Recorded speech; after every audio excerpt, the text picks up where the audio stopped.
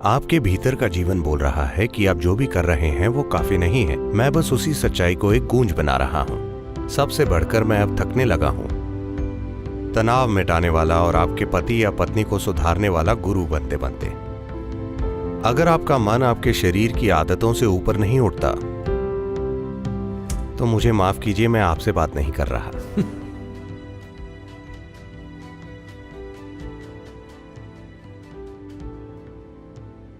कोई मुझसे पूछ रहा था, सद्गुरु आप हमारे साथ इतना कठोर बर्ताव क्यों करते हैं? Many other gurus say nice things. कई गुरु अच्छी बातें बोलते हैं, आप लगातार कठोर बर्ताव करते हैं। हम जो भी करते हैं आप कहते हैं ये काफी नहीं है। ऐसा मैं नहीं बोल रहा, आपके भीतर का जीवन बोल रहा है ना, कि आप जो भी करते हैं वो काफी नहीं है। हेलो, आपके भीतर का जीवन बोल रहा है आप जो भी कर रहे हैं वो काफी नहीं है। मैं बस उसी सच्चाई को एक गूंज बना रहा हूं। सबसे बढ़कर मैं अब थकने लगा हूं। तनाव मिटाने वाला और आपके पति या पत्नी को सुधारने वाला गुरु बनते बनते।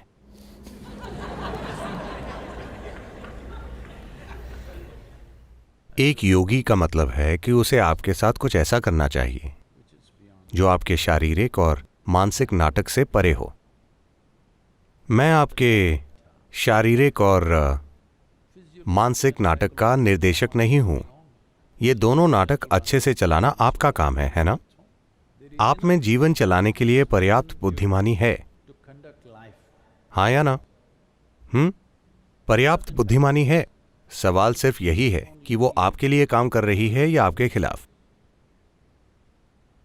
जब आपकी बुद्धिमानी आपके खिलाफ काम करती है तो आपका काम खत्म। हाँ, कोई और आपके खिलाफ काम करे तो उसे मैनेज किया जा सकता है। उसे मैनेज किया जा सकता है। जब आपकी ही बुद्धि आपके खिलाफ काम करने लगे तो आपका काम खत्म। उस स्थिति में कोई संभावना नहीं होती। तो तरीका क्या है?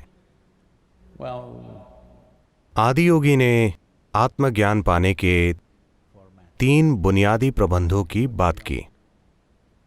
एक तरह के लोगों के साथ जो सप्तऋषि थे, जो 7 बहुत ही केंद्रित इंसान थे,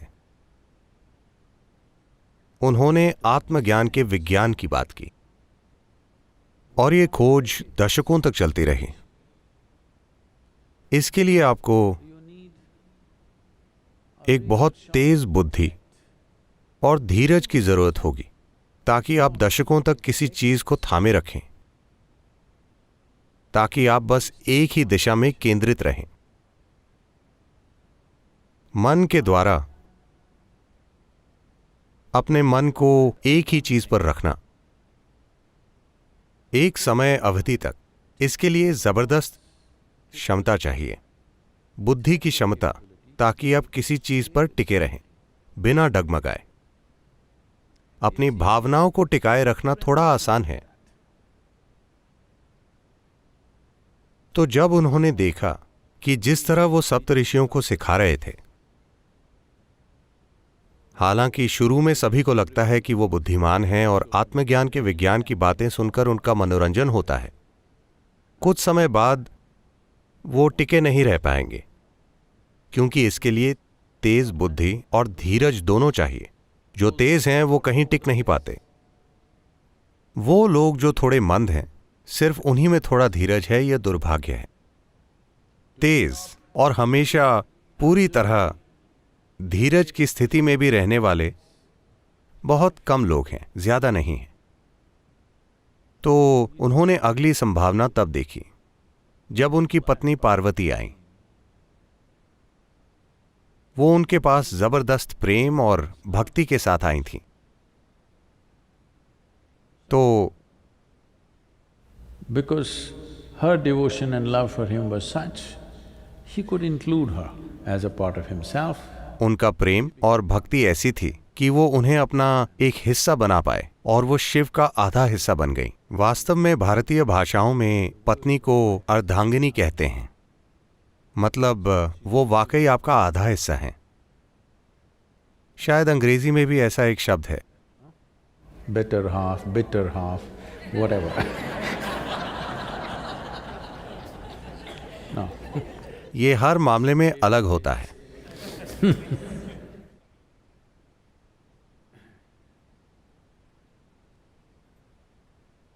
तो उन्होंने ये दर्शाया कि सिर्फ भावनाओं से आप वहां कैसे पहुंच सकते हैं, क्योंकि जब आपकी भावनाएं किसी से जुड़ जाती हैं तो केंद्रित रहना बहुत आसान होता है। जब 18 या 20 की उम्र में आपको किसी से प्रेम हुआ था तो आप उनकी छवि अपने मन से मिटा ही नहीं पाते थे, वो हमेशा वहीं रहती थी, क्योंकि जब आपकी भावनाएं किसी से जुड़ जाती हैं तो आपका मन बस वहीं रहता है।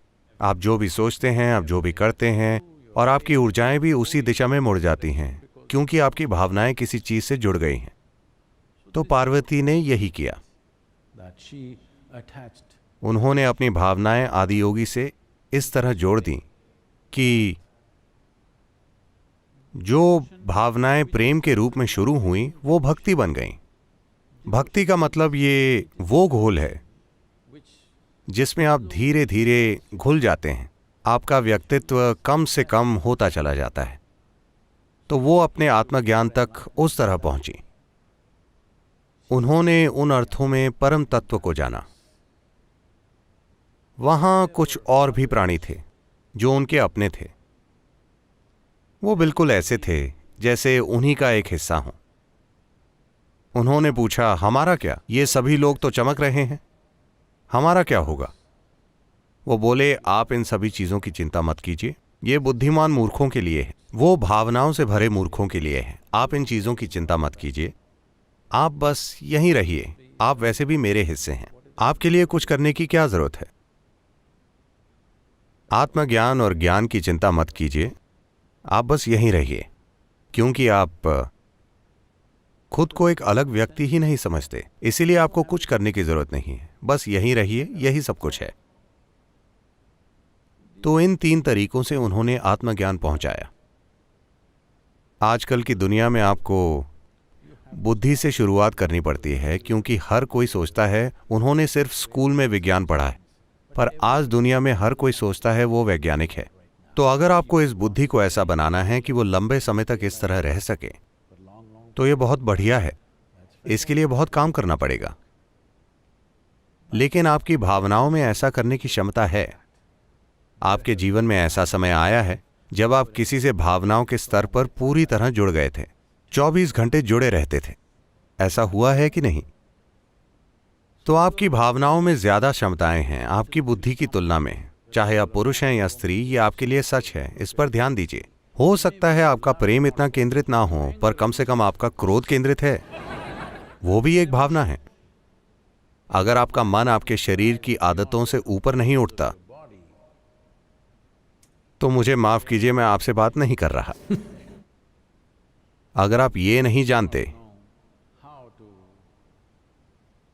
कि अपने मन को अपने शरीर की आदतों से ऊपर कैसे ले जाएं, अगर आप उनसे ऊपर नहीं उठते, तो आपसे ऊंची चीजों की बातें करने का क्या फायदा है? आप अपने जीवन की इच्छाओं के अनुसार नहीं चल रहे, आप बस शरीर के तौर तरीकों से संतुष्ट हैं, बस यही है। क्या यह गलत है? बिल्कुल नहीं, ये बस सीमित है। क्या सीमित होना गलत है? बिल्कुल नहीं। लेकिन अगर ये मेरे साथ हो तो मैं इसे अपने जीवन के खिलाफ एक अपराध मानूंगा। लेकिन अलग अलग लोगों के अलग अलग मापदंड होते हैं, ये बिल्कुल ठीक है। बस यही है कि ऊंची चीजों की बातें मत कीजिए जब आप ये चाहते हैं। ये आपके समय की बर्बादी है और मेरे समय की भी। कुछ शारीरिक चीजों ने लोगों के मन में इतना बड़ा रूप ले लिया है कि ऐसा लगता है उनसे परे जाने का कोई तरीका नहीं है। नहीं, आपको बस उसे थोड़ी सी ज्यादा जागरूकता के साथ देखना होगा। क्या आप में इन चीजों से परे जाने की बुद्धि नहीं है? आप में है, मेरा विश्वास कीजिए। बस यही है कि आपकी बुद्धि इतनी चीजों से बंध गई है कि ये सीधा नहीं सोच पा रही है, क्योंकि छोटी शारीरिक और मानसिक जरूरतों को आपने इतना ज्यादा सजा दिया है, इतना ज्यादा श्रृंगार किया है। कि आप आर पार नहीं देख पा रहे हैं कि ये क्या है। ये बहुत सरल प्रक्रिया है। भूख और कामुकता की शारीरिक जरूरतें बहुत ही सरल चीजें हैं। अगर आप उनके असली रूप को देखें तो बहुत आसानी से आप इनके परे देख सकते हैं। शरीर और मन, ये साधन आपको इसीलिए दिए गए हैं ताकि आप जी सकें, ना कि इसलिए कि आप इन दो साधनों के गुलाम बन जाएं। आपका काम इन पर महारत हासिल करना है।